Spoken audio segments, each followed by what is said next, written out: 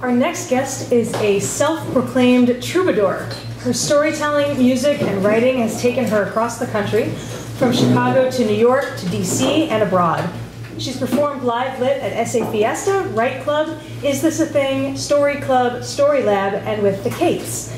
She's written and produced shows that have played at The Annoyance and Stage 773, was a Next Generation Scholarship recipient for the National Storytelling Network, and her show, The Out of Tuners, was named a favorite show of the Fringe at the Capitol Fringe Festival in Washington, D.C.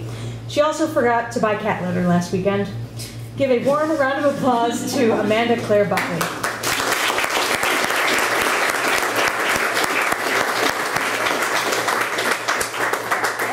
That's good. So I'm a storyteller, and as a storyteller, there's two things you do. You tell stories from your own lives, and then you also take old tales and you update them. This is my first attempt to combine two of those, and so I will be telling you tonight an updated version of the Virgin Mary myth. We'll see how it goes. Our story begins with the Virgin Mary on a pilgrimage, speeding at 90 miles per hour on a train moving from the town of Bethlehem, PA. Speeding 90 miles per hour, speeding towards New York City, speeding towards, even worse, a boy. A boy, 90 miles per hour towards a boy. And now this upset the Virgin Mary greatly, of course, for virgins, as we all know, do not like to move very fast. They prefer to sit still with nothing but their eyeballs oscillating and atoms vibrating, for that is the simplest way to protect the hymen. Short of moving to the Arctic, which Mary had considered. But in the Virgin's day and age, speeding at 90 miles per hour was a daily occurrence. Most would call it a commute. And so she was just going to have to get used to it if she was going to live in this world. And she was just going to have to live in this world because what else could she do other than move to the Arctic, which Mary had considered. And really, the speed of the train was just the beginning of her problems. Even more bothersome than the train was the boy, the skinny, mortal boy who had charmed her into foregoing 18 years of sacred stillness so that they could grab coffee together in Queens, New York. But Queens sounded regal enough, and coffee innocent enough, and this boy nice enough, because this boy was, can you believe it, a carpenter. And who knew that in this troubled day and age there were still carpenters? But there are carpenters, and they are named Joseph. And Mary liked the way that Joseph handled a hammer, and whenever she thought about Joseph and his hands and that hammer, it felt like she was pregnant with something bigger than herself, pregnant with a dirt devil vacuum cleaner that sucked up her troublesome ovaries like a screen-ready summertime leech you'd get at a sleepaway camp in a Disney Channel movie. And the Virgin liked the feeling, the sucking feeling, almost as much as she liked to pray while watching Boy Meets World. And she loved to pray while watching Boy Meets World. She loved it almost as much as she loved the idea of God, which must mean that she loved this man, this Joseph, a lot. But she would never say that out loud because the angels are such gossips. And besides, she simply couldn't take on another man right now, not on top of God, not with finals coming up, not if she wanted a seat on heaven's advisory board. And so as the Virgin sped towards this boy at 90 miles per hour, she had to come up with a game plan. All virgins need game plans, for they cannot exist in this day and age, in these troubled times. I mean, have you seen Leonardo DiCaprio? No, virgins cannot exist in this day and age without a game plan. And so here was Mary's. 1, do not sleep with Joseph. 2, do not sleep with Joseph. 3, do not use the bathroom when with Joseph, because that would signal to him that she did not hold her body in high regard. And besides, the idea of using the bathroom while with him made her really uncomfortable. And 4, make fun and have friends. Fun friends, do that. For in the Virgin's day and age, a woman must have fun, but also must be coy, for the quicker a woman advanced upon a man, the quicker she was forgotten. And this was what she read in the Holy Scriptures of her Cosmo Girl. And the Virgin Mary did not want to be forgotten, not by Joseph and not by God. And with this well thought out and well-researched game plan in mind, the Virgin Mary entered Queens, which turned out, despite its name, to be more suited for oversized rats than the future royalty of heaven. But there was no going back, and so she entered Queens, and she entered the coffee shop where Joseph and his hands and his skinny plywood chest was waiting for her. And though it was not God, but temptation that led her into the coffee shop that day, to her credit, she didn't even drink coffee. She drank herbal tea, and she did not pee, not once. But still, the conversation ran endlessly like wine at a wedding, and 1 hour turned to 2, turned to 4, and Joseph asked Mary if she would like to join him at a housewarming party across town. He had to show face, he said. They were counting heads, he said. If he didn't show up, he'd never hear the end of it, he said. And the virgin, the vanilla-scented, seatbelt-addicted virgin, had never been invited to show face before, and so she went. Yes, she went to this party, which was hosted by 3 wise men. They were so wise that they discovered they could cheat rent by sharing a 1-bedroom apartment between the 3 of them in the rat-infested heart of Queens. And the 3 wise men brought to Mary and Joseph as they entered the cramped quarters gifts of golden brews and Frank Sinatra tunes and a myriad of ways to consume this miracle drug marijuana. And its sister drug, salvia divinorum, sage of the diviners, which was all the rage in Mary's day. And never had Mary met such a generous fold of misbegotten sheep, hell-bent on experiencing the divine at the cheapest cost they could find, and so she stayed. She stayed, and when they passed her a beer, she thought about how cold the Arctic was, and she drank it. And when they passed her a joint, she thought about how lonely it would be to converse with nothing but polar bears, and she smoked it. And then she became aware, very aware, paranoid even, of how often she was gazing at Joseph, how close she was standing to Joseph, and how much she was talking to Joseph. And she got scared she was saying both the wrong and the right things. And so in an effort to stick to her very well thought out and well-researched game plan, she started talking to the guy next to Joseph, who I guess was named Brandon, and who seemed very nice. And Brandon asked her a lot of questions, which proved how awfully nice Brandon was. And she made sure to laugh loudly at all of his jokes, so Joseph could still hear her and be charmed by her and maybe even love her.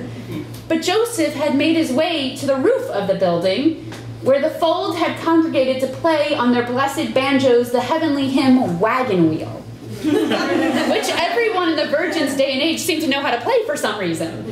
And Mary followed the music, and she followed Joseph's lit cigarette up the fire escape, following her own personal northern star, followed it to the roof of the building with her new friend, I guess Brandon, behind her, happy she was moving closer for once to both Joseph and to God. And on the roof, 1 hour turned to 2, turned to 4, turned to 6, turned and turned, and the Virgin thrived in this limbo, in this world she had found, between the dirt, the greed, the ambition of the city where everyone worked for God but could not agree who God was, between this earthly desire beneath her and the large and speeding moon of faith above her, speeding so fast she was afraid it would crush all of the high-rises of Manhattan.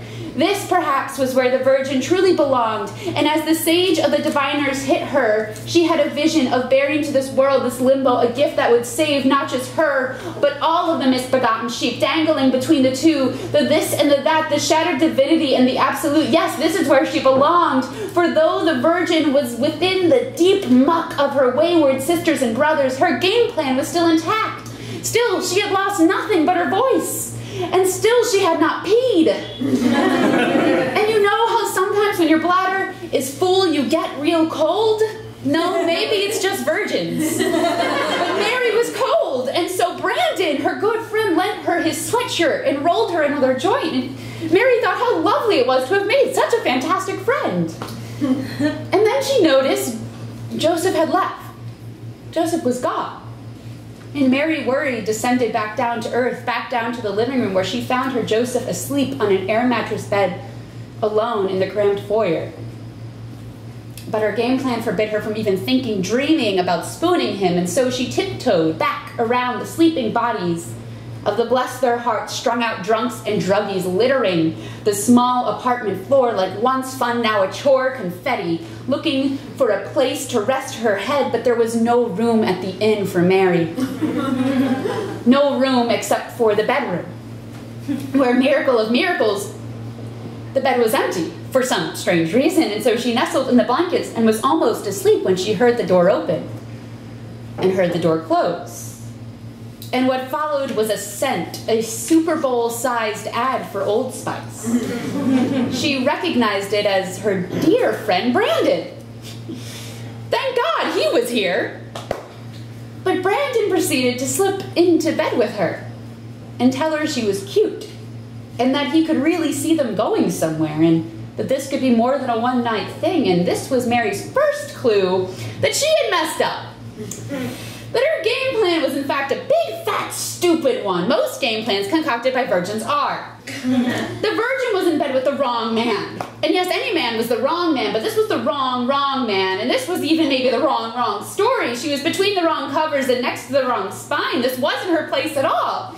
And she panicked, for this was no longer a state of limbo. No, this was an earthly dilemma indeed. But who was she to make her friend Brandon, this awfully nice man, sleep on the cold floor while she had all the comforts of a bed? But if she shared it, how could Joseph? No, not Joseph, how could God? How could God ever forgive her? And so the virgin summoned all of her wits to solve this twisted theological knot that not even King Solomon could undo, and suddenly, like a vision, it came to her. A way to protect her sinlessness, the only way, and so she spoke. Brandon, you may stay in bed with me, but only if we sleep head to toe. Your head next to my toes, and your toes next to my head. It's the only way. And Brandon, being the very nice man he was, complied, though confused, thinking maybe this was a kink of hers. But the virgin, who was still, remember, a virgin despite her unvirginal predicament, did not realize, because of her minimal virginal reference for earthly knowledge, did not realize that sleeping head to toe did not solve the proximity of the respective genitalia, which was the only body part that truly mattered in situations as this. And so the Virgin Mary did what virgins do best, and she froze, stuck, unable to move, with nothing but her eyeballs oscillating and atoms vibrating. And Brandon, noticing her sudden stiffness, asked if Mary wanted another joint. No, Mary did not want another joint. For now she knew that boys don't roll joints to be nice. They roll joints and you end up accidentally sleeping with them. But still, anyone who ends up blue-balled by a virgin of the Lord deserves an explanation. And so here was Mary's. I'm sorry, Brandon, but I like Joseph. I like Joseph. I like Joseph. Thank you for the sweatshirt. It was the first time she had said it out loud, not about the sweatshirt, but about Joseph. And once it was out of her mouth, she knew it was truer than any truth she had truthed before. She liked Joseph, and she liked his friends, and she liked this world she had found, but still she liked God. And the angels, those gossips, they will have spread the news by morning, and she felt herself fall from grace like a rain of pale ale urine on top of all of the rats of queens. And Brandon said, "Oh, that's weird, okay," and promptly went to sleep. But the virgin stayed awake for hours, staring at her feet, counting the dark curly hairs on his toes, the cracked skin of his heel, waiting for Joseph to wake up and leave, wishing she had the nerve to crawl over Brandon's wider than all of the Arctic body and make her way to a porcelain salvation, for still she had not peed. And now she knew that in this day and age, in these turbulent times, not even a full bladder could save her. Thank you.